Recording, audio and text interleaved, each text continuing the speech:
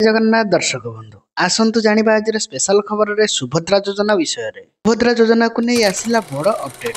आज्ञा हाँ आपण माने जानिले आश्चर्य हेबे। सुभद्रा योजना विषय रे एक अपडेट आसी।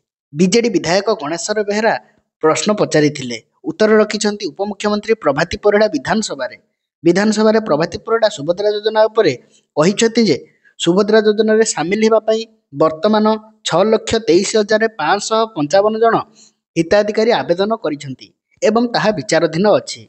1,37,05,941 जन प्रथम किस्ती पाइथिबा बेले 1,19,02,724 जन द्वितीय किस्ती पाई सारिछंती एवं 97,65,339 जन तृतीय किस्ती मध्य पाई सारिछंती।